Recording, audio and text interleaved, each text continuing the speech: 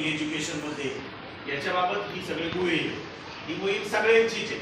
म्हणजे प्रत्येक घराघरात प्रत्येक लेडीज असू दे किंवा जेंट्स असू दे, मुलगा असू दे, मुलगी असू दे, म्हातारा माणूस जरी असला तरी त्याला ती माहिती व्हावी. कारण म्हातारी माणसं सुद्धा म्हणजे सिनियर सिटीजन सुद्धा काही घरात चांगलं डिसिजन घेतात. ते डिसिजन सुद्धा अत्यंत महत्त्वाचं असतं.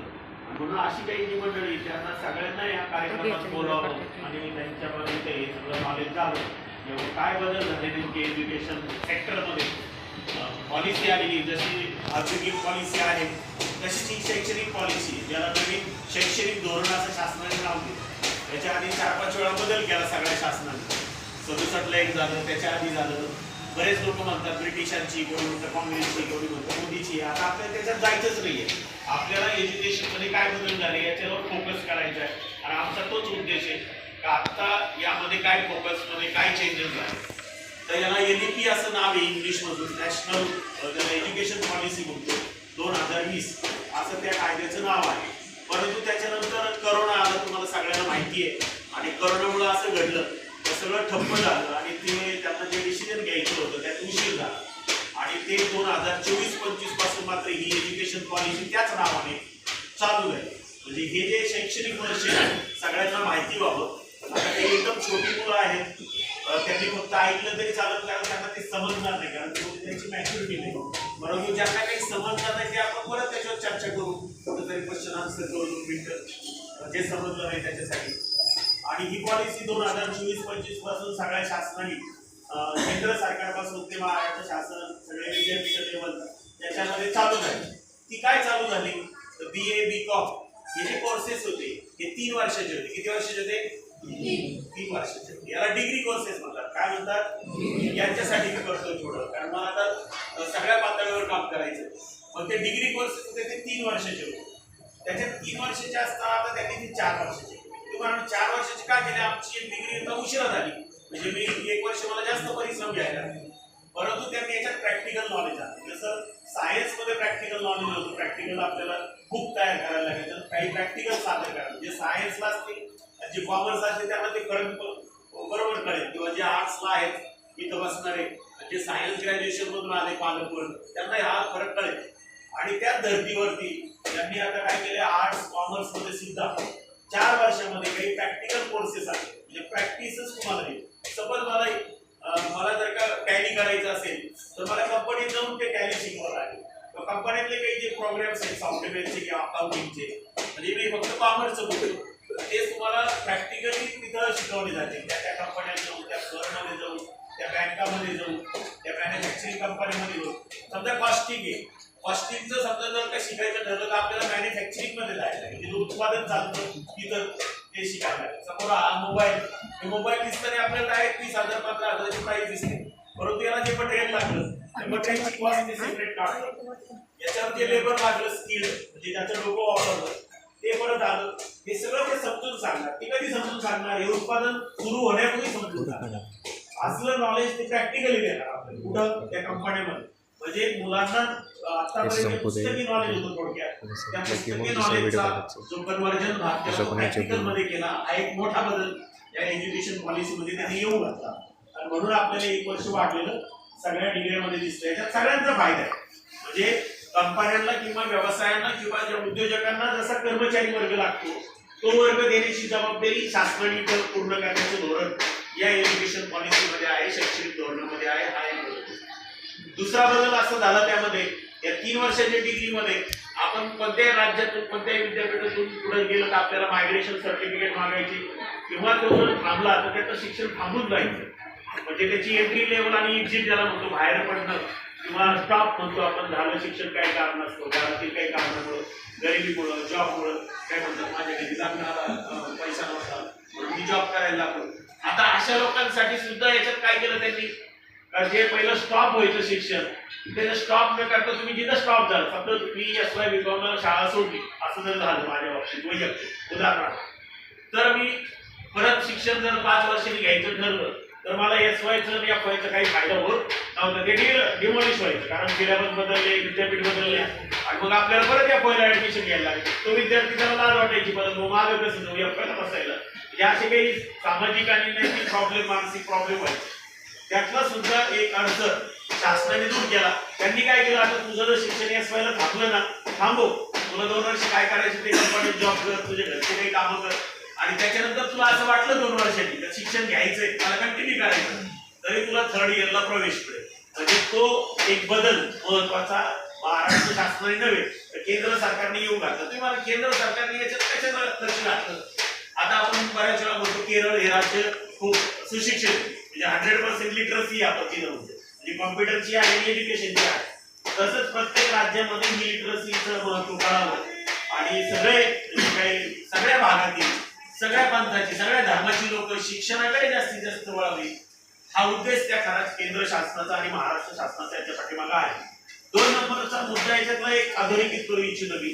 आपल्या भारताची जी लोकसंख्या आहे सगळ्या देशाची सरासरी ज्याला आपण म्हणतो, ती 56 ते 58% लोक फक्त सुशिक्षित आहेत. म्हणजे काही बांधावर येत आहेत, काही शेतावर आहेत, काही ऊसतोडणी कामगार आहेत, काही वीटभट्टी कामगार आहेत, काही कामगार म्हणून काम करतात, परंतु त्यांची मुलं तेच काम करायला. तर शासनाचा असा उद्देश आहे की जसं केरळ राज्य आपलं एक सुशिक्षित झालं 100%, आणि त्याच्यामुळे तिथं भौतिक पातळी खूप वाढली, उद्योगांची पातळी खूप वाढली, आर्थिक जे रोजगार खूप वाढले, आर्थिक प्रबळ क्षेत्र झालं, तिथं कोणताही पक्ष काम करत नाही. त्यांची माइंड सेट इतकी मजबूत केली शिक्षणाने तर ते स्वतः निर्णय घेतात. तिथं मोदी फॅक्टर चालत नाही, तिथं राहुल गांधी फॅक्टर चालत नाही. मी एकाच म्हणतो, कारण शिक्षणाने ते परिपक्व झालेले, त्यांना माहिती माझ्या फायद्याचं काय, आणि अशी मंडळी तिथं तयार झाल्यामुळे तिथलं राज्य वेगळ्या पद्धतीनं चाललेलं आपल्याला दिसतं. आणि त्याच धर्तीवर सगळ्या राज्याची एज्युकेशन सेक्टरमध्ये किंवा शैक्षणिक प्रगती व्हावी घराघरामध्ये, हा उद्देश एक शासनाचा आहे. याच्यामध्ये तुम्ही मला फक्त कॉलेजमध्ये बदल झालेत का, तर अजिबात नाही. हे पहिलीपासून बदल त्यांनी सुरू केलेले, ते हळूहळू येतील, पुढे येतील. म्हणजे आता ही सुरुवात आहे. आता याच्यातलं परिपक्वता ज्यावेळेस आपल्याला फळ खायचं नव्हतं, आपण फ्रुट्स म्हणतो, ते फ्रुट्स कधी येतील, इथून पुढच्या 5 वर्षामध्ये येतील. तर त्या मुलांना खरोखर मार्केटमध्ये जॉब आहे का? सपोज मी एखादा कोर्स घेतला तर तो कोर्स कधी प्रूव्ह होईल, त्याला इंडस्ट्रीत खरी नोकरी लागल्यानंतर तेव्हा ती NAP लोकांना पॉप्युलर होईल की बाबा हा NAP मध्ये बदल झाले आणि ते समाजाच्या फायद्याचे आहे. म्हणजे आता आपण त्याच्या फायद्या तोट्यावर आपण बोलू शकत नाही. ज्यावेळेस एखादा मुलगा पूर्ण ग्रॅज्युएशन होईल आणि त्या कंपनीने त्याला लाईक केलं, 2 कंपनीने त्याला डिमांड केलं, तर आपण म्हणू बाबा हे एज्युकेशन पॉलिसी चांगली आहे आणि आता जो बदल केला तो सगळ्यांना ऍक्सेप्टन्स आहे. आता हा ऍक्सेप्टन्स आहे, याच्यात आपण रिजेक्शन करू शकत नाही. उद्या जरी तुम्ही आला याच्यात कोणी विद्यार्थी आणि मला ओल्ड सिलेबसला तुम्ही परवानगी द्या शिकायला, तर कोणत्याही विद्यालयात, कोणत्याही महाविद्यालयात, कोणत्याही विद्यापीठात, कोणत्याही राज्यामध्ये जुना सिलेबस शिकवला जाणार नाही. प्रत्येक मी काय बोलतो, म्हणून 2024 पासून प्रत्येक स्तरावरती. पण मग हा कसा झालाय, 5वीला सिलेबस बदलला काही ठिकाणी 1लीला बदलला, आता आमच्याकडे कॉलेजला बदलला. याचं प्रत्येक स्तरावर गॅपनी तो बदल झाला. म्हणून मी तुम्हाला म्हटलं का 4-5 वर्ष याच्यात आपल्याला पाहायला लागतील का एज्युकेशन बदल काय झाले. नेक्स्ट मुद्दा याच्यात जो एक्झिट आणि तुम्हाला सांगितलं, म्हणजे एंट्री लेवल, म्हणजे आतमध्ये यायचं ज्याला शिकायला, ज्याला थांबायचं, थांबून तुम्ही म्हणणार माझा काय फायदा होईल सर थांबलं तर. समजा या नवीन पॉलिसीमध्ये तुम्ही थांबला, समजा तुम्ही 1 वर्ष घेतलं, तुम्हाला सर्टिफिकेट मिळेल, म्हणजे तुम्ही कुठेतरी काहीतरी केलं असा अर्थ होईल. पहिलं कसं होतं, फक्त FY फेल किंवा पास असा शिक्का पडायचा, तर तो पडणार नाही. तुम्हाला सर्टिफिकेट मिळेल 1 वर्षात, 2ऱ्या वर्षात तुम्हाला डिप्लोमाचं सर्टिफिकेट मिळेल, 3ऱ्या वर्षी तुम्हाला ऍडव्हान्स डिप्लोमाचं सर्टिफिकेट मिळेल, आणि 4थ्या वर्षी तुम्हाला डिग्रीचं सर्टिफिकेट. बरोबर. म्हणजे आतापर्यंत आपण काय करत होतो, FY शिकलं आणि पुढे डिग्री जर मिळाली तर त्याला लोक म्हणायचे हा फेल आहे, बरोबर आहे, याला पदवी आली नाही. परंतु इथं प्रत्येक लेव्हलला, म्हणजे प्रत्येक वर्षाला एक त्याला सर्टिफिकेट ताब्यात दिलं. सपोज त्याला शिकायचं नसलं, त्याला इंटरेस्ट नसला, तर त्या सर्टिफिकेटवर त्याचं काहीतरी होऊ शकतं. जसं FY फेल म्हणल्यानंतर किंवा SY फेल म्हणल्यानंतर त्या मुलीकडे पाहण्याचा दृष्टिकोन वेगळा आहे. म्हणजे सामाजिक बांधिलकी ज्याला म्हणतो आपण, किंवा एखाद्याची मानसिकता कमी करण्याची जी भूमिका आहे समाजाची, ती याच्यातून हाडून पाडून टाकली शासनाने का बाबा नाही. आता एखादा जर का 2 वर्षांनी सुटला तर त्याला डिप्लोमाचं सर्टिफिकेट मिळेल, 3 वर्षाचं मिळेल त्याला ऍडव्हान्स डिप्लोमा सर्टिफिकेट, म्हणजे त्याचं खच्चीकरण होणार नाही. म्हणजे ही काळजी शासनाने घेतली. आपण पाहतो जर का आपल्या घरात 2-3 मुलं असतील, म्हणजे भावंड, आणि त्यातला जर का फेल मुलगा असेल तर त्याला वागणूक आपल्याकडून चांगली मिळत नाही. तोही सुद्धा शासनाने कुटुंब प्रमुखामध्ये किंवा याच्यावर फॅमिलीमध्ये घेण्याचा प्रयत्न केला तर बाबा जो मुलगा मध्ये सोडून जाईल त्यालाही त्याचं सर्टिफिकेट मिळालं पाहिजे, त्याचं काउंटिंग झालं पाहिजे मार्काचं, ही ती काळजी त्याच्यात घेतलेली. म्हणजे नवीन एज्युकेशन पॉलिसीमध्ये याला ज्याला आपण मोटिवेशन म्हणतो, आपण ज्याला आपण थोडं प्रगती करण्याच्या दृष्टिकोनातून त्या विद्यार्थ्याला कुठेतरी एक ऑनरेबल डिग्री किंवा ज्याला पदवी परीक्षा म्हणतो आपण ती देण्याची भूमिका दिली. त्याच्या 4थ्या वर्षात एक बदल त्यांनी खूप चांगला केला. जे ग्रॅज्युएशनला मुलं येतील त्यांना तो माहिती होईल. ज्यांना 75% मार्क मिळाले त्यांना डायरेक्ट पीएचडीला नेट सेटला ऍडमिशन मिळेल. म्हणजे तुम्हाला मास्टर डिग्री एकाच वर्षात करता येईल. पूर्वी कसं व्हायचं, बीकॉम केल्यानंतर 2 वर्ष, एमए केल्यानंतर, बीए केल्यानंतर 2 वर्ष अशी मास्टर डिग्री मिळायची. परंतु ती तशी न राहता तुम्ही 4थ्याच वर्षी तुम्हाला जर का 75% मार्क मिळाले असतील तर तुम्ही डायरेक्ट मास्टरची डिग्री घेऊ शकता एकाच वर्षामध्ये. म्हणजे 1 वर्ष तिथं कमी केलं. नंतर पुढे जर का तुम्हाला पीएचडीला जायचं असेल तर तुम्ही पीएचडी नेट सेट म्हणजे प्राध्यापक व्हायला नेट सेट लागतं किंवा इतर जे काही महत्वाचे आपल्याला परीक्षा लागतात, UPSC, MPSC, banking, crack exam, याच्यासाठी त्यांनी खूप मोठी दालनं उभी केली. तुम्हाला दालनं उभी केली काय म्हणजे फक्त एज्युकेशनल लेवलवरच त्यांनी काम नाही केलं.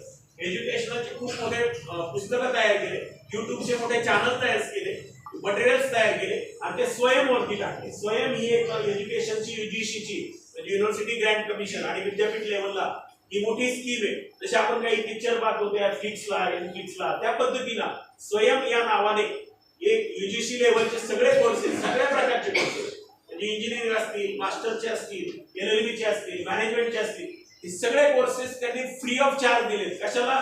लोकांना स्टडी करायला. आपण आता युट्यूब पाहतो, मुलांच्या हातात मोबाईल आणि आपण वेगळे गाणे पाहतो किंवा काहीतरी वेगळं त्याचं चालू असतं.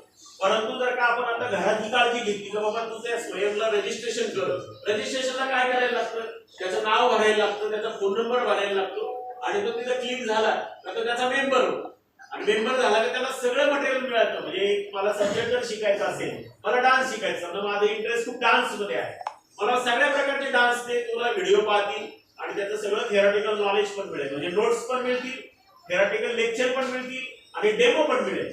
म्हणजे डेमो कसा एक कोण असतं बाबा, एक हा त्याला होलिस्टिक डान्स बोलतो आपण, काही नृत्य त्याला कथक वगैरे असे जे डान्स आहे त्याचे 5-5 वर्षाचे कोर्सेस आहेत सर. आणि हे प्रोफेशनल कोर्सेस याच्यातून रोजगार मिळायला लागलाय प्रत्येक ठिकाणी, म्हणून त्याच्यावर त्यांनी फोकस केला. हा एक बदल स्वयंवरती तुम्हाला फ्री नॉलेज दिले. फ्री नॉलेज म्हणजे आता ही मुलं आपल्या हातात पाहिजे कंट्रोलच्या बाहेर गेली. कधी कोरोनामध्ये कोरोनाच्या आधी अशी परिस्थिती होती पालक शक्यतो मोबाईल द्यायचा नाही हातामध्ये. परंतु कोरोनाने एवढं स्वातंत्र्य दिलं त्या पिढीला, म्हणजे येणाऱ्या पिढीला, का नाही तुला मोबाईल द्यायला पाहिजे. कारण पालकांना असं वाटलं जर हा घरात बसला आणि एमटी बसला तर हा म्हणजे एज्युकेशनच्या बाहेर पडेल. म्हणजे चांगल्या चांगल्या कुटुंबामध्ये प्रत्येकाच्या हातात मोबाईल, लॅपटॉप दिला गेला आणि मुलं खूप हुशार झाली सर. परंतु काही मुलं आपण असं समजू थोडी बाजूला गेली त्याच्यापासून, तर त्यांच्यावर संस्कार करण्याची जबाबदारी आपली आहे. म्हणजे ऍज अ पालक म्हणून मी पण आणि ऍज अ टीचर म्हणून मी पण. म्हणजे हे काही एका घरचं काम नाहीये, हे सगळ्यांनी करायचं काम आहे. म्हणजे आपल्याला जर का असं काही दिसलं तर त्याच्यावर लगेच आपण नियंत्रण आणायला सांगायला पाहिजे. पूर्वी मी जर गावात गेलो आणि पांढरपुरी दिसलो कोणाला तर माझ्या घरी न्यूज जायची का हा पांढरपुरीवर. आज तसं होत नाही सर. आपण जर का म्हणजे मोठे मंडळी तुम्ही माझ्या वयाची, आपलं जर काही एखादं पाल्य दिसलं थिएटरला तर आपल्याला काय अभिमान वाटतो. म्हणजे असं झालंय. तसं न होता म्हणजे हा जोकली विषय नाहीये, हा खूप सिरियस विषय. कारण मुलावरती संस्कार होण्याची वय हे 22 ते 25 वर्षापर्यंत असतात. त्याच्यानंतर त्याच्या हातात रोजगार येतो, पैसा येतो, तो वैयक्तिक डिसिजन घ्यायला लागतो. परंतु तोपर्यंत वयाच्या 25 वर्षापर्यंत एज्युकेशन जर का स्ट्रॉंग झालं, त्याच्यात तो जर का एज्युकेशन मध्ये मास्टर झाला आणि मॅच्युअर झाला, तो अजिबात वाया जात नाही. तो 2 पिढ्या सुधारण्याची ताकद त्याच्यामध्ये असते. ती मी का म्हणतो, तो एमपीएससी यूपीएससी लढला, बँकिंग एक्झामच्या लढला, तर वयाच्या 65-60 वर्षापर्यंत त्याला गव्हर्नमेंट सांभाळ, त्याच्या अकाउंटला क्रेडिट पेमेंट दर महिन्याला जातं. त्याच्यानंतर त्याला कोणताही अभ्यास करावा लागत. हे कोर्सेस सगळे क्रॅक करण्यासाठी आता लोनच्या स्कीम निघाल्या.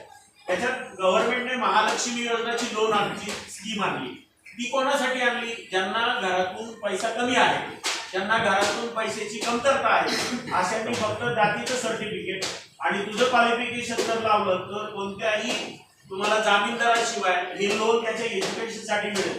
आणि ते लोन सुद्धा सबसिडीने मिळेल. म्हणजे 25%, 15% सबसिडी द्या.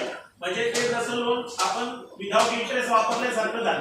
जे लोक मार्केटमध्ये काम करतात त्यांना माहिती आहे ज्या लोनवर सबसिडी आहे आणि ज्या लोनवरती कमी इंटरेस्ट आहे ते लोक सगळे ठराविक लोकांच्या घरात आहे. मला त्याच्यात जायचं नाहीये, परंतु ती स्कीम सर्वसाधारण मुलांच्या घरात जावी हा शासनाचा उद्देश आहे. त्याच्याबरोबर अनेक राष्ट्रीय आणि नॅशनल आणि त्याचा आपण स्टेट लेवलला म्हणतो ज्याचं महाराष्ट्र राज्य, या महाराष्ट्र राज्यभर अनेक विद्यार्थ्यांना अनेक कास्टच्या, जातीचा उल्लेख करत नाही इथं, जातीचा उल्लेख करायचा नाही, परंतु समजण्यासाठी ज्या कास्टला तुम्ही आहात, ज्या कास्टचं सर्टिफिकेट तुम्ही जोडलं तर त्या लोकांना, त्या मुलाला, त्या पाल्याला पूर्णपणे मोफत शिक्षण गव्हर्नमेंट देऊ राहिले आजही. परंतु मुलांना हे माहिती नसतं, मुलांचे पालकही त्याच्यात जास्त इंटरेस्ट घेत नाही. ते म्हणतात 15,000 रुपये भर आणि ते शाळेतून पावती घेऊ, अशी एक आपल्याकडे टेंडन्सी निघाली. परंतु जर का आपण स्पेसिफिक कास्ट मध्ये असेल तर त्याचं सगळं जर का आपण व्यवस्थित भरणा केला आणि त्याच्या ड्यू डेट मध्ये आपण जर का सगळ्या त्याचे फॉर्म भरले आणि त्याला लागणारी जी कागदपत्र जोडली तर तुमच्या मुलाचं, मुलीचं शिक्षण फुल्ली गव्हर्नमेंट करू राहिले. परंतु हे आपण समजून घेत नाही आणि मग नंतर आपल्याला त्याचा त्रास होतो. ह्या सगळ्या योजना महाराष्ट्र शासनाने, केंद्र शासनाने ह्या NEP मध्ये आणल्या, नवीन एज्युकेशन पॉलिसीमध्ये. हा एक त्याच्यातला मोठा बदल आपल्याला जाणवायला लागेल. फक्त जे फायदे घेतात ते कोणाला सांगत नाही सर. काही लोक असे फायदे घेतात परंतु ते दुसऱ्याला सांगत नाही. आमचा उद्देश असा आहे आता आमच्याकडून, आता आम्ही नोटीस बोर्डावर लावतो सर, ही परिस्थिती आमची आम्ही दररोज पाहतो, म्हणजे दरवर्षी आमच्या लक्षात येतं. हे ते सर आमचे प्रमुख आहेत त्या एक्झामचे वगैरे. एक्झामच्या आधी आम्ही 10 वेळा नोटीस टाकतो, 10 वेळा व्हॉट्सअपला टाकतो, त्या ग्रुपला सांगतो, वर्गात येऊन सांगतो आणि त्याची सगळी माहिती देतो. तरीही 70% मुलं आमच्याकडे हे फॉर्म भरत नाहीत. म्हणून ही काळजी कोणी घ्यायला पाहिजे? खरी पालकांनी घ्यायला पाहिजे.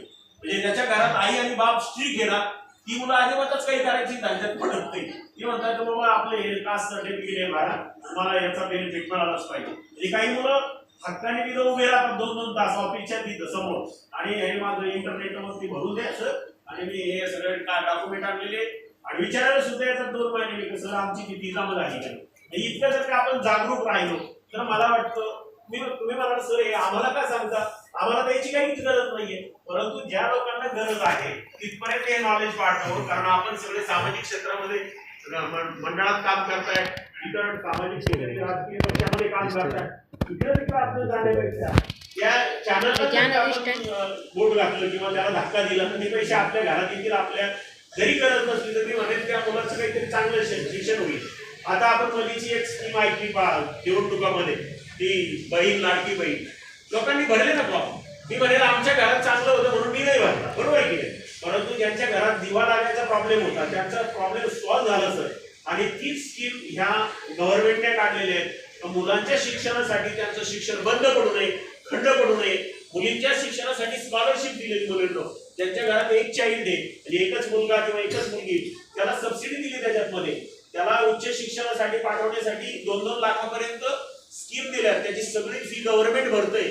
या सगळ्या प्रोसिजर आपल्याला माहिती व्हाव्यात या दृष्टिकोनातून ह्या सगळ्या प्रोग्रामचं आयोजन आहे.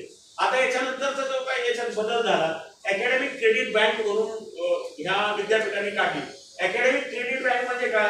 जशी माझी पैशाची बँक आहे, मी माझ्या बँकेत माझ्या बायकोला न सांगता, माझ्या मुलीला न सांगता, माझ्या बापाला न सांगता, माझ्या आईला न सांगता काही पैसे बाजूला काढून ठेवतो आणि त्याचा रेकॉर्ड मेंटेन करते बँक, बरोबर की नाही.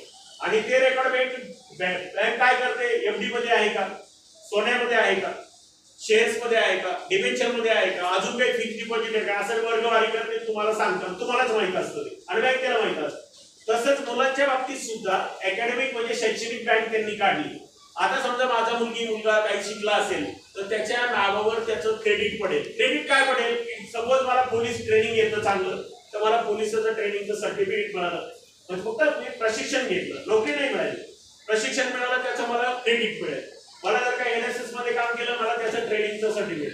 मी चांगलं धावलो म्हणजे क्रीडामध्ये कोणताही प्रकार केला, त्याला स्पोर्ट्स मध्ये, त्याचं त्याला क्रेडिट मिळेल. हे तुम्ही म्हणाल याचा क्रेडिटचा उपयोग काय सर? काही जागा अशा आहे शासनामध्ये ज्याचा स्पोर्ट्स मध्ये चांगलं कल्चर म्हणजे करिअर आहे, त्याला शासनाने काही जागा ठेवल्या. म्हणजे पोलीस भरतीमध्ये, इन्कम टॅक्स मध्ये, मोठ्या पदामध्ये त्याला स्पेशल कोटा ठेवलाय कल्चर मधला, स्पोर्ट्स मधला किंवा NSS मधला, NCC मधला, ज्याने उत्कृष्ट कामगिरी केली. मग ती कामगिरी कधी दिसेल? ज्यावेळेस ती कामगिरी दिसेल तर ते सर्टिफिकेट पाहिजे. सपोज मला चांगलं लिडरशिप येतंय, माझ्याकडे चांगली कन्सल्टन्सी आहे, तर माझ्याकडे ते सर्टिफिकेट पाहिजे. ते सर्टिफिकेट तुमचं त्या अकॅडमिक क्रेडिटला क्रेडिट करेल. म्हणजे मला उद्या जर का बायोडेटा दाखवायचं ठरलं सर, तर मी बायोडेटा कंपनी किंवा ती एज्युकेशन संस्था पाहणार नाही. ती म्हणे तुझं अकॅडमिक बँक क्रेडिटचा नंबर सांग, तुझ्या नावाने, तुझ्या आधार कार्डच्या नावाने, तुझ्या फोन नंबरच्या नावाने. तो फोन नंबर चालू असला पाहिजे, तो आधार कार्ड चालूच असतो, तुम्ही बंद केला तरी तो बंद होत नाही इथून पुढच्या काळामध्ये. आधार कार्ड, पॅन कार्ड आणि तुमचा मोबाईल नंबर आणि तुमचं नाव याला त्यांनी जोडलेलं आहे इथून पुढच्या काळामध्ये. आणि तुमच्या प्रत्येक पाल्याची अकॅडमिक ब्रँड ही तुम्हाला दिसायला लागेल. म्हणजे तुम्हाला जरी पाहिजे ठरली घरगुती का आपलं बोल काय करतं भाऊ इतर, मग त्याला तुम्ही पण म्हणू शकता. एज्युकेशन बॅकग्राऊंड वेगळं, समज जो कॉमर्सचा ग्रॅज्युएट झाला, बीकॉमचा ग्रॅज्युएट झाला किंवा आर्ट्सचा ग्रॅज्युएट झाला किंवा इंजिनिअरिंगचा ग्रॅज्युएट झाला, हे ग्रॅज्युएट सेपरेट, याचं क्रेडिट सेपरेट. परंतु त्याच्याबरोबर अनेक काही कोर्सेस त्यांनी केलेले असतील त्या एज्युकेशन सेक्टरमध्ये. तुम्ही आयटी सेक्टरच्या लोकांना भेटा, त्या आयटी सेक्टरच्या लोकांना विचारलं जातं तुम्ही याच्या व्यतिरिक्त काय करू शकता, काही डिसिजन मेकिंग करू शकता, काही फायनान्शियलच्या पॉलिसी तुम्हाला माहिती आहे, काही टॅक्सच्या पॉलिसी माहिती आहेत, तुम्हाला काही इन्व्हेस्टमेंटच्या पॉलिसी माहिती आहेत का.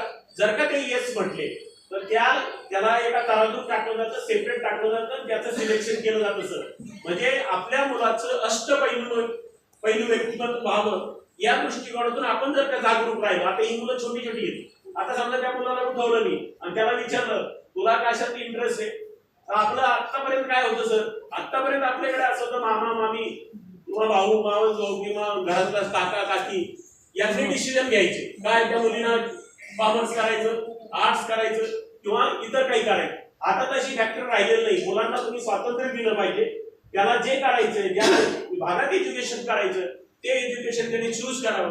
आणि त्याच्याबरोबर नंतर हे जे काही बाकीचे कोर्सेस मी बोललो ते कोर्सेस त्यांनी करावे. तर त्याचं एज्युकेशनलची जी पातळी म्हणतो आपण, त्याची क्षमता म्हणतो किंवा कार्यक्षमता म्हणतो, ती वाढलेली दिसेल.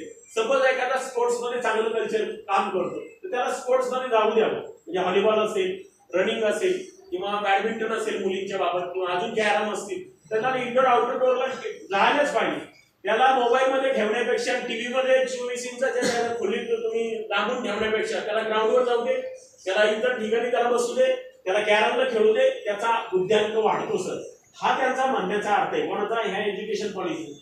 म्हणून त्यांनी ही अकॅडमिक बँक काढली, क्रेडिट बँक काढली आणि त्याच्यात मुलांचा सर्वांगीण विकास व्हावा हा उद्देश त्या अकॅडमिक बँक क्रेडिटचा आहे.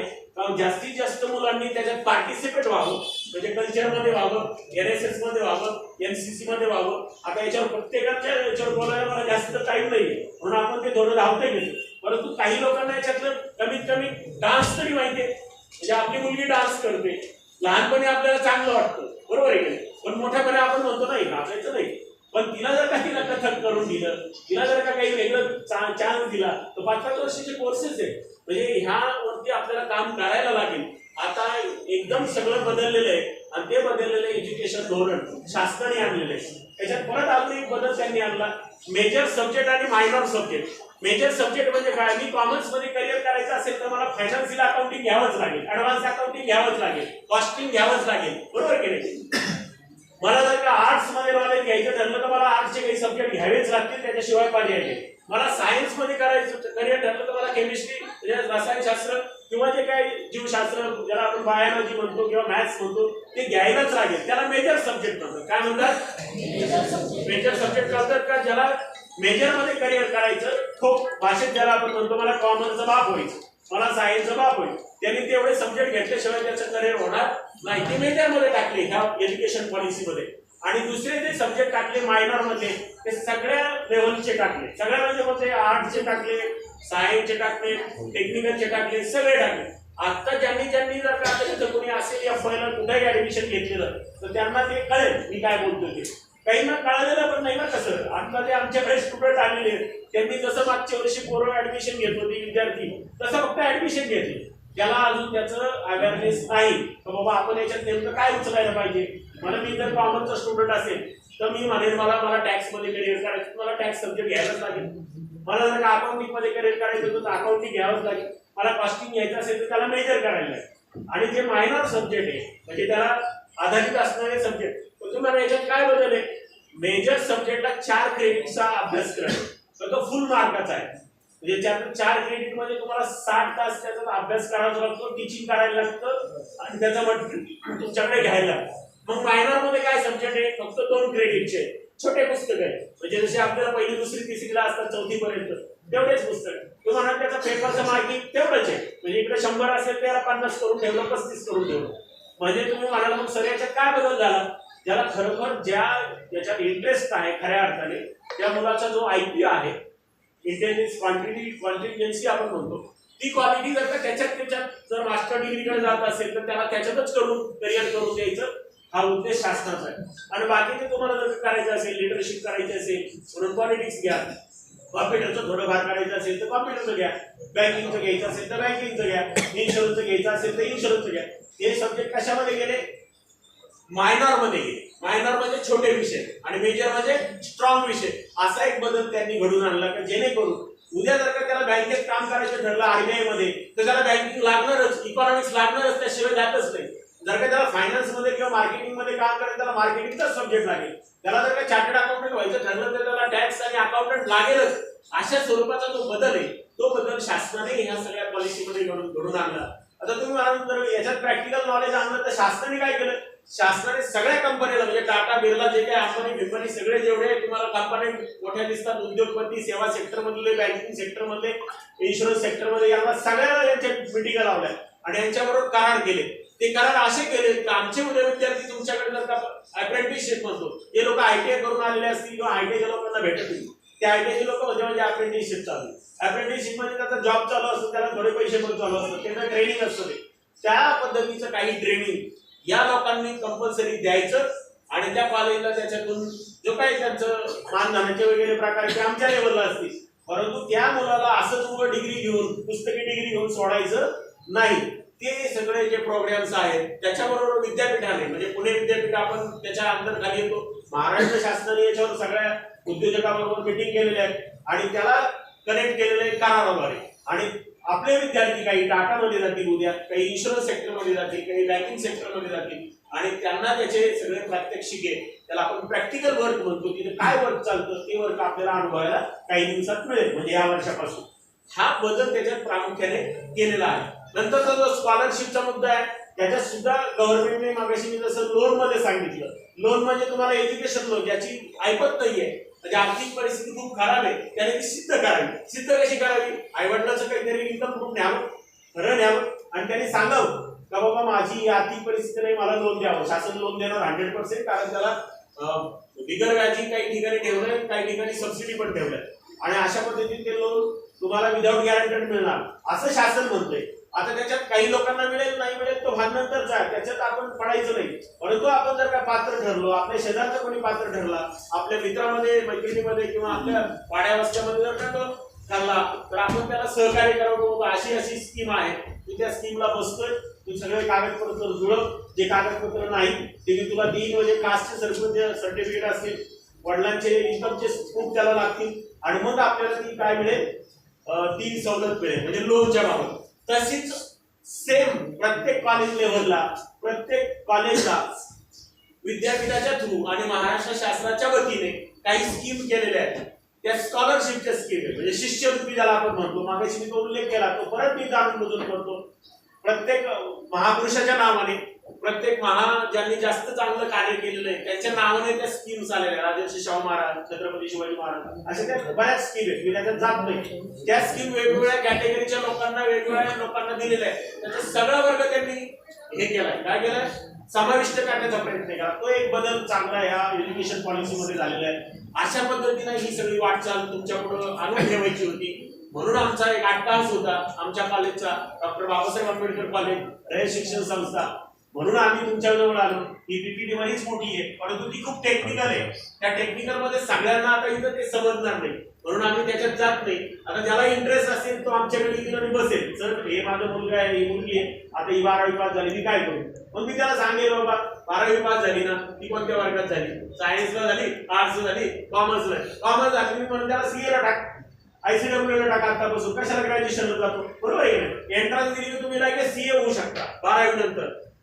तसंच इकडे तुम्ही जर IITच्या वगैरे सगळ्या एक्झाम दिल्या तर ती मुलगी डायरेक्ट तुमची IITला इतर ठिकाणी जाऊ शकते. इंजिनिअरिंगच्या ज्या परीक्षा आहेत पण त्याची तयारी केव्हापासून करायला लागेल, तिची तयारी 8वी 9वी पासून करावी लागते. गव्हाणी मुलगी आपल्याला कुठे दिसते, मुलगा कुठे दिसते, IIT ला किंवा इतर ठिकाणी दिसतो, कारण त्याचे सेपरेट क्लासेस आहेत. आपल्याला काय वाटतं, आपण कॉलेजला ऍडमिशन घेतलं, आपण शाळेला ऍडमिशन घेतलं, फी भरली, तिथं शिकवत नाही का, आपण अशी उत्तरं कदाचित विद्यार्थ्यांना देतो.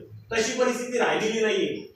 आपल्याला बाहेर असे कुठे क्लासेस पण दिसतील, क्लासमध्ये हे काही पीक आहे का, यांनी आपण बोलताना वेगळ्या पद्धतीने बोलतो, काही यांचे धंदे चालवले नाही, त्याच्यात देणारं जे नॉलेज आहे ते वेगळ्या पद्धतीचे, त्या परीक्षेला अनुरूप असणाऱ्या सगळ्या कॉम्पिटिटिव्ह एक्झाम, त्याच्यावर असणारा जो सगळा मटेरियल, त्या पद्धतीचे असणारे प्रश्न, ते प्रश्न कसे सोडवायचे, ते शॉर्टकट मध्ये कसे सोडवायचे, कमी वेळामध्ये कसे सोडवायचे, त्याचं ते ट्रेनिंग देतात. आम्ही कोणतेही त्यातले नाही हे परत सांगतोय. आम्ही आपले गव्हर्नमेंटचे लोक आहेत, म्हणजे आमचा त्याच्यात काहीच उद्देश नाही, परंतु आपण अशा चर्चा काही वेळेस करतो आणि मग आपल्याच पाल्याला आपण काय करतो, थोडं कमी देतो.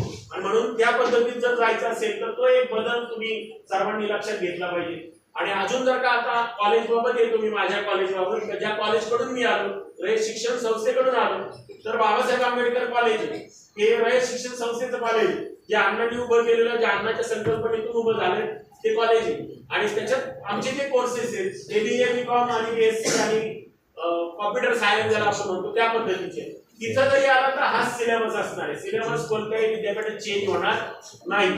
फक्त एज्युकेशनचे जे सब्जेक्ट आहेत ते सब्जेक्ट तुम्हाला इकडे तिकडे करता येईल. आता समजा माझ्याकडे एखादा सब्जेक्ट नसेल आणि तुम्ही म्हटले मला जर्मन भाषा शिकायची, तर तुम्ही आमच्या कॉलेजला ऍडमिशन घेऊन अजून दुसऱ्या कॉलेजला एक ऍडमिशन घेऊन तुमची डिग्री कंप्लीट करू शकता. एवढी शासनाने त्यात काय दिले, फ्लेक्झिबिलिटी दिली, लवचिकता दिली. सपोज माझ्या कॉलेजला पॉलिटिक्स नाही, बरोबर, आणि तुम्हाला शिकायचं का माझ्या विद्यार्थ्यांनी मला पॉलिटिक्स व्हायचं, त्याला लिडरशिप करायची, तर तुला लिडरशिप बाहेरच्या एका कॉलेजमध्ये तू तो सब्जेक्ट घेऊ शकतो आणि बाकीचे सब्जेक्ट आमच्या कॉलेजला तुम्ही शिकू शकता. एवढी फ्लेक्झिबिलिटी शासनाने, गव्हर्नमेंटने, ज्याला आपण म्हणतो विद्यापीठाने म्हणतो, ती दिली. ती कशासाठी दिली? ज्या मुलाचा, ज्या पाल्याचा, ज्या पालकाचा इंटरेस्ट बोलतो मी, जाणीवपूर्वक हा शब्द प्रयोग वापरतो, त्याची आवड कशामध्ये आहे त्या पद्धतीने त्याचं करिअर होते, ग्रॅज्युएशन होते, हा अट्टाहास गव्हर्नमेंटने काढला. तर याच्यात चुकीचं काही नाहीये. आपल्या घरातील आपल्या मुलांचा कल कुणीकडे आहे. आपण बऱ्याच वेळा स्वप्न पाहतो, त्याने अमुक व्हावं तमुक व्हावं, परंतु ते होत नाहीये, कारण आपला तो कल असतो, आपण ते स्वप्न पाहिले असतात. ते स्वप्न विद्यार्थ्यांनी पाहावे, विद्यार्थ्याबरोबर तुमचं कम्युनिकेशन व्हावं. जे कम्युनिकेशन काय बाबा, तुला खरंच कशात इंटरेस्ट आहे आणि त्या इंटरेस्ट नुसार त्याला ती जर का ब्रँच तुम्ही हे केली. इंजिनिअरिंगला गेल्यानंतर कळायला लागतं का आपल्याला मॅथ्स खूप कडक आहे आणि तो मेकॅनिकलचा सब्जेक्ट खूप कडक आहे आणि तो मुलगा म्हणतो मला आता काय करायचंय, बाहेर व्हायचं. असं करून त्या पालकाचं पण डोकं उठतं किंवा तो पण बोर होतो, मुलगाचं पण त्याचं 1 वर्ष वाया जातं. म्हणून त्याला विश्वासात घ्या आणि ह्या शैक्षणिक जी गरज सुधारली ती फक्त शिक्षणाने सुधारली, पैशाने सुधारली असतील त्याच्याबद्दल वाद नाही, परंतु तो पैसा वापरण्याचं मॅनेजमेंट करण्यासाठी, व्यवस्थापन करण्यासाठी किंवा त्याची कला शिकण्यासाठी एज्युकेशनच महत्वाचं आहे. म्हणून तर अण्णांनी 100 वर्षापूर्वी ज्यावेळेस भारतामध्ये दारिद्र्य होतं, अज्ञान होतं, धर्म होती, पंथ होती, कोणत्याही गावात एसटी जात नव्हती, बस सुविधा नव्हत्या, कोणत्याही ग्रँट्स नव्हत्या, कोणत्याही सरकारी योजना नव्हत्या, तरी वडाच्या झाडाखाली त्या शाळा काढल्या आणि त्या गावकऱ्यांनी, आज जशी तुम्ही सगळी मंडळी इथे येऊन बसलात तशीच ती मंडळी त्या काळात बसायची आणि त्याच लोकांनी खरं ते डिसिजन घेतली, त्या शाळा उभ्या राहिल्या. तुम्ही जाऊन पहा खेडेगावामध्ये, त्या लोकांची बोर्डिंग मध्ये ती नावं लागलेली आहेत. त्या लोकांनी चांगलं काम केलं. ज्याच्याकडे पैसा असेल त्यांनी पैसा दिला, ज्याच्याकडे दगड होते त्यांनी दगड घेऊन जा म्हटले. मी कोकणात काम केलं सर, त्या लोकांनी लाकूड दिलं सागवानाचं. म्हणजे सांगायचं काय तर माझ्याकडे काही नाहीये पण माझ्याकडे लाकडे भरपूर सागवानाचे, घेऊन जा म्हटली सर. ट्रक भरून लोकांनी ते लाकूड दिलं, म्हणजे ऊट दिलं. ते कशासाठी? त्या शाळेच्या विकासासाठी. सांगायचं काय कमी म्हणजे पूर्वीच्या काळी जे होत होतं ते आता चालू आहे. आपण फक्त आता डोनेशन शब्द बरेच वापरतो. तर मी डोनेशन घेऊन आलो, 1 लाख दिलं, 2 लाख दिली, त्यावेळेस ती डोनेशन चालत होती. म्हणजे ती काही प्रथा बंद पडणार नाही, परंतु आपल्या पाल्याला या एज्युकेशन पॉलिसीमध्ये चांगलं डिसिजन घ्यावं. दुसरा एक मुद्दा मी याच्यात अधोरेखित करेन. बऱ्याच वेळा आपल्या मुलीला आपण वेगळी वागणूक देतो, मुलाला वेगळी वागणूक देतो, कारण इथं महिला मंडळ जरा बसलेलं आहे. परंतु असा भेदभाव आता इथून पुढच्या काळात करून चालणार नाही. इथून त्या मुलीने किंवा मुलाने, त्या आईने पण समजून घेतलं पाहिजे का 25 वर्षाचा काळ आणि आत्ताच्या काळामध्ये खूप बदल झाले. त्या मुलीला स्वतःच्या पायावरती उभं राहणंच गरजेचं आहे. उद्या जर का समजा आपल्यावर काही वेगळी परिस्थिती निर्माण झाली तर तिला स्वतःचं जीवन शांततेत आणि चांगलं स्टॅबिलिटी आणि राज्य आपलं सामाजिक भूमिकेतून किंवा तिच्या वैयक्तिक भूमिकेतून तिला जगता आलं पाहिजे. तो मुलगा असू दे किंवा मुलगी असू दे. आपण काही वेळेस मुलीला खूप लाड करतो आणि मुलाला म्हणतो जा भैयाला टाक मार्क्सला, असं पण नको. म्हणजे दोन्ही पण साम्य पद्धतीने जर का झाले तर ते कुटुंब चांगले डेव्हलप होतील. हा एज्युकेशन पॉलिसीचा खरा उद्देश आहे. म्हणजे एज्युकेशन पॉलिसी तळागाळाला जर का पाहिली, शेवटपर्यंत पाहिली, तर याच्यातील सगळ्या लोकांना सामावून घेण्याची क्षमता निर्माण व्हावी आणि त्यांची कार्यक्षमता म्हणजे मेंदूची ती वाढवावी, हा उद्देश या एज्युकेशन पॉलिसीचा आहे. वेगळं याच्यात काही खूप काही बदल झाले असंही म्हणता येणार नाही, पण बदल निश्चित आहे. पण ते असे सूक्ष्म स्वरूपात केलेले आहेत, ते ठराविक काही काळानंतर दिसतील. आपण म्हणतो काय बदल झाला, अहो 10 वर्षापूर्वी माझ्या खिशात मोबाईल नव्हता, बरोबर आहे, काही ठिकाणी नव्हता, तो पेजर होता 15-20 वर्षापूर्वी. आज माझ्या घरात 4-4, 5-5 मोबाईल आहेत. माझ्या घरात लॅपटॉप नव्हता, मी माझ्या मुलीला लॅपटॉप द्यायला नव्हता. माझ्या घरात टीव्ही नव्हता, माझ्या घरात टीव्ही आला. म्हणजे ह्या सगळ्या जे बदलांच्या ज्या नांद्या आहेत ते कोणाच्या वाटून थांबत नाही. जे एज्युकेशनल मध्ये डेव्हलप झाली त्या लोकांच्या घरात ते सगळ्या वस्तू आपल्याला दिसतात. मुलांच्या हातात लॅपटॉप आहे, मुलांच्या हातात मोठे बॅड्स किंवा मोठे लाखापर्यंत सगळे इन्स्ट्रुमेंट्स ते कशाचे जीवन आहे, ते एज्युकेशन आणि पैशाचे जीवन. परंतु म्हणून त्या एज्युकेशन मध्ये तुम्ही त्याला कानाडोळा ह्या बदलाला करून चालणार नाही. याच्याबरोबर आपल्याला जावंच लागेल सगळ्यांना, ऍज अ पालक म्हणून, ऍज अ शिक्षक म्हणून, ऍज अ विद्यार्थी म्हणून. याच्यात खूप काही वर्कलोड वाढला, विद्यार्थ्यांची खूप काही पिळवणूक होईल, समाजाला काही याच्यात बाधा होईल, अशा कोणत्याही स्वरूपाचं नाही. इथं मी थांबतो. इथं काही वेगळं कोणाला काही बोलायचं असेल, काही विचारायचं असेल तर आम्ही इथं 2 जण बसलेले. तुमच्यापैकी पण बरेच जण सगळ्या याच्यामध्ये तुम्ही अटॅच आहात. तुमचा काही वेगळा अनुभव असेल तोही आम्हाला सांगा, म्हणजे आम्हाला काही करायचं असेल तर आम्ही त्याच्यात बदल करू शकतो. सपोज IKS होतं. IKS म्हणजे काय, Indian knowledge system. Indian knowledge system मध्ये काय होतं, पहिलं आपण गावाकडे जातो, कुंभार दिसतो आपल्याला आणि कुंभार आणि गाडगी पंथ्या आपल्याला दिसतात, बरोबर आहे. त्या पंथ्या फक्त ह्या लोकांनी घेतल्या, काही लोकांनी, कलाकार लोकांनी त्याला पेंटिंग केलं, त्याच्यात ते दिव्याचं सगळं मटेरियल भरलं, त्याला वाती जोडल्या आणि मॉल मध्ये विकायला ठेवल्या. जी पंथी 25 रुपयाच्या 4 मिळत होत्या किंवा 100 रुपयाच्या 4 मिळत होत्या, त्या मॉल मध्ये 600-1000 रुपयाला पंथ्या आहेत फक्त पेंटिंग करून. म्हणजे एक फक्त मुद्दा मी तुम्हाला सांगितला, म्हणजे आपल्या ज्या पारंपरिक काही घटना आहेत, पारंपरिक काही ज्ञान आहे जे खूप पुरातन म्हणतो आपण, त्याच्यात सुद्धा प्रोफेशनल व्ह्यूनी जर का तुम्ही काम केलं तर त्याच्यात पैसा आहे, रोजगार आहे, शिक्षण आहे. हे शिक्षण सुद्धा त्या भागातून द्यावं हा शासनाचा हट्ट असेल. म्हणून त्या भागातील विद्यापीठांना त्यांनी तसे लोक बोलवलेले. ज्याला नृत्य येतं त्यांनी नृत्य करा, ज्यांना काही वेगळं स्किल येतं, आपण म्हणतो गावाकडे बरेच काही स्किल आहे. एक उदाहरण जर का द्यायचं ठरलं तर पंजाबचं आपल्याला काही दिसतं, पंजाबी डिशेस भारतभर फेमस झाले. का झाले, त्यांना त्याच्यातलं ते एकदम मॅच्युरिटी आली त्याच्यात. आपण आता मॅकडॉनल्डला जातो आणि मॅकडॉनल्डला बर्गर खातो सगळे, बरोबर, किंवा त्यांचे सगळे पदार्थ खातो. 10 वर्षापूर्वी मला सांगा किंवा 20 वर्षापूर्वी मला सांगा, मॅकडॉनल्डचं नाव तरी माहित होतं कोणाला, कोण डायरेक्टर आहे त्याचं तरी माहित होतं. आज जगाच्या पाठीवरती सगळ्या देशामध्ये त्यांनी ते मॅकडॉनल्डचा पदार्थ काढला फक्त खायचा. आणि आपला वडापाव आहे, आपली पुरणपोळी आहे, आपलं मोदक आहेत, आपले अमुक आहेत, तेही त्या उच्च पातळीवर जावे हा शासनाचा IKS मध्ये उद्देश आहे. IKS म्हणजे काय, इंडियन नॉलेज सिस्टीम, जी पूर्वपर्यंत चालत आलेली, जे आपण त्याला म्हणतो काय ओल्ड नॉलेज आहे, हा काय ओल्ड झाला, याचं काय हे काय चालणार नाही आता, त्याच्यात सुद्धा त्यांनी काम करायला, ती जतन करण्यासाठी या सिलेबस मध्ये अभ्यासक्रम म्हणून आणला. सर अभ्यासक्रमाला शिकायला मुलांना, कारण आजकालची मुलं आपल्याला फक्त वेगळं कॉम्प्युटर हे आहे असं शिकायला चालली किंवा रोबोटिक कडे चालली आता. परंतु तुम्हाला जुनं सुद्धा तुम्हाला जपावं लागेल आणि त्याच्यातून खूप मोठा व्यवसाय आहे, रोजगार आहे, पैसा आहे. या दृष्टिकोनातून सगळ्यांनी त्याच्याकडे पाहिलं पाहिजे आणि म्हणून तेही सगळे अभ्यासक्रम आता शिकायला विद्यार्थ्यांना आले. म्हणून जर का एखादी विद्यार्थिनी मला उद्या म्हणाली का सर मला चित्रकला करायची, तर हसण्यासारखं काहीच नाही. पण ते लोक म्हणतील तू तर AI करायचं चाललं, रॉबोट आलं, तू पण चित्र काढणार, असं नाही होणार. रोबोट चित्र काढणार पण तो सांगितल्या पद्धतीने काढणार, पण मानसिक मेंदूतून काढलेलं चित्र ते वेगळं असेल. कळतंय का मला सांगेल, म्हणजे त्या रोबोला किंवा AI ला प्रोग्राम द्यावा लागतो, तो प्रोग्राम माणसाने दिलेला असतो आणि जो प्रोग्राम तुम्ही नॅचरल तयार करणार आहे तुमच्या त्या मेंदूतून होणार, ही गॉड गिफ्ट आहे. म्हणजे आपण म्हणतो आज काही ठिकाणी तो डान्स खूप चांगला करतो, तो सिंगिंग खूप चांगला करतो, याचे सुद्धा सगळे कोर्सेस, अभिनयाचे कोर्सेस हे सगळे सर्व पातळीवरती अभ्यासक्रमात समाविष्ट झालेले, सगळ्या भाषा समाविष्ट झालेल्या आहेत. त्या राज्यातील कोणत्याही भाषेला त्यांनी तुच्छ लेखलेलं नाही. आपण बऱ्याच वेळा म्हणतो अमुक आहे तमुक आहे, त्याच्या कास्टवरती जातो. हे सगळं नॉलेज रिस्टोर करण्याची कॅपॅसिटी तुमच्या द्यावी, हा या एज्युकेशन पॉलिसीचा मेन गाभा आहे.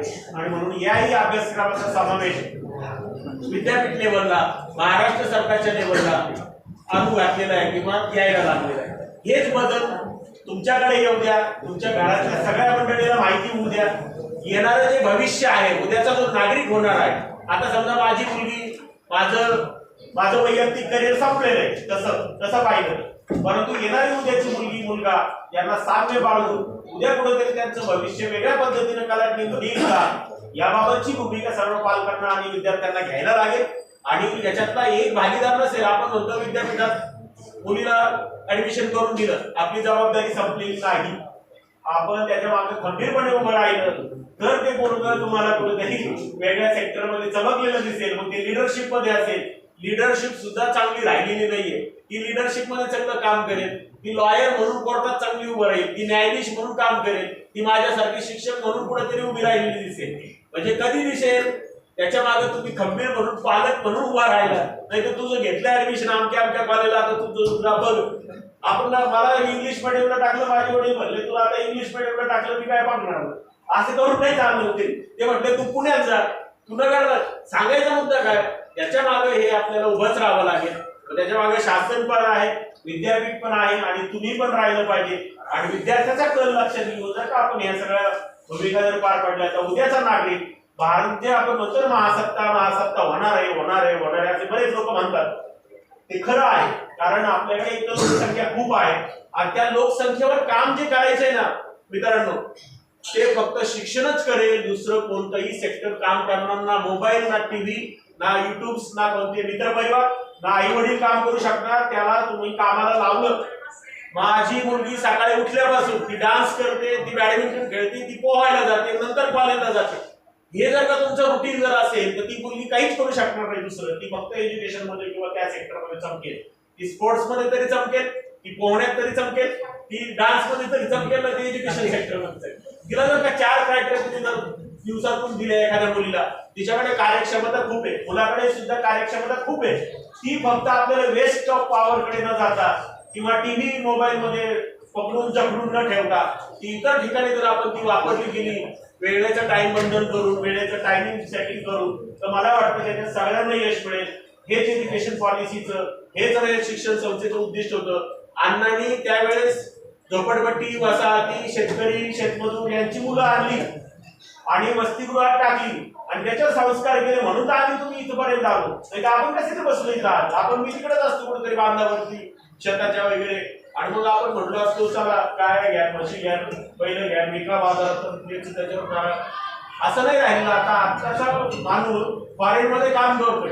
म्हणजे ऑनलाईनला तुम्ही ट्रेड जर पाहिला, ट्रेड हा जर का दरवेळेला तुम्ही पाहिला तर इंटरनॅशनल लेवलवरती इथली माणसं काम करतायत. वळसे पाटलाचा एक पुतण्या माझा जवळचा माणूस आहे, म्हणजे मित्र आहे, तो दुबईमध्ये इथले कांदे भरून लसूण घेऊन जाते. आपल्या इथले कांदे तिथं 20 रुपये, इथं पुण्यात 40 रुपये विकता येत अशी परिस्थिती. ते सुद्धा स्किल खूप महत्वाचं आहे. म्हणजे नॉलेज जर असेल, आपण म्हणतो काही वेळेस टीका करतो एकमेकावरती, त्या टीका न जाता आपण एज्युकेशन कडे जास्त फोकस आपल्या कुटुंबाचा, आपल्या पाल्याचा व्हावा. कदाचित मी जर जास्त बोललो असेल, वेगळं काही कोणाला लागलं असेल तर तो वाणीचा दोष असेल, माझा दोष असेल, परंतु याच्यात कोणतंही याच्यात वेगळं काही टिप्पणी करण्यासाठी, कॉमेंट्स करण्यासाठी नाहीये, हे समजून घ्यावं. मी इथं थांबतो. जय कर्मवीर, जय महाराष्ट्र. तुम्हाला जर काही समजलं नसेल तर ते मला विचारा, मी त्याच्यात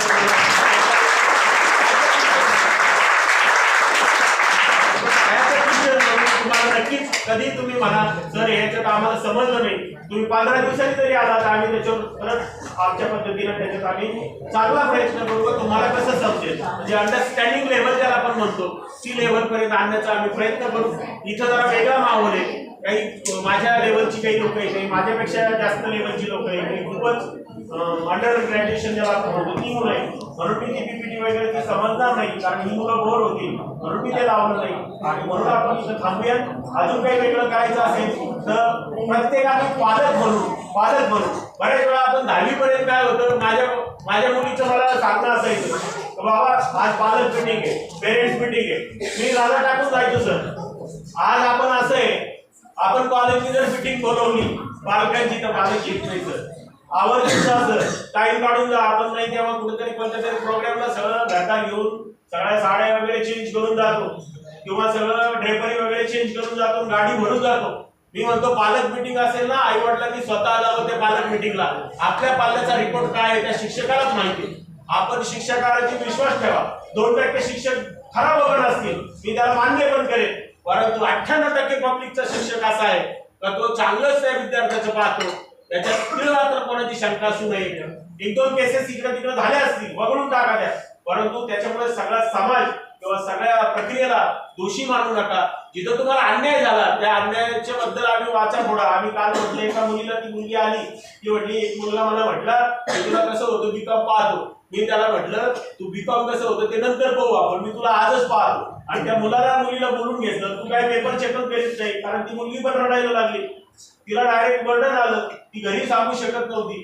ती म्हणे सर हे म्हणतो का मला तुला बीकॉम कशी होती पाहतो, म्हणजे तो पेपर काढतो का मग तो पेपर शिकवतो का तो उत्तर तपासतो का, असं म्हणण्याचा विषयच नाही. म्हणून त्या मुलीला ती नाजूक होती जरा, काही थोडं असतं प्रत्येक घरामध्ये भावनिक, आणि ती मुलं लगेच डिस्टर्ब होतात. आणि असे पण होऊ नये. आपल्या मुलावर आपणच विश्वास ठेवू शकतो, ऍज अ टीचर म्हणून, ऍज अ पालक म्हणून. ही जर का कामगिरी आपण चांगली केली, तुम्ही सगळे माझ्यापेक्षा सुज्ञ पण आहात, काय म्हणतील हे खूपच बारीक बोलायला लागले, अजिबात नाही. हेच खूप महत्वाचं आहे, हेच खूप महत्वाचं आहे. आणि हेच वेळ आपण आपल्या पाल्याला देत नाही. आपण पिक्चरला घेऊन जातो, ट्रिपला घेऊन जातो, परंतु एज्युकेशनच्या चर्चा घरात होत नाही. त्या चर्चा आपल्या घरामध्ये झाल्याच पाहिजे. आणि पालक मिटिंगला तुम्ही सर्वांनी ज्या ज्या कॉलेजमध्ये आहे तिथं गेलंच पाहिजे, तर आपल्याला कळेल हे काय चाललं. ओके, थँक्यू, धन्यवाद.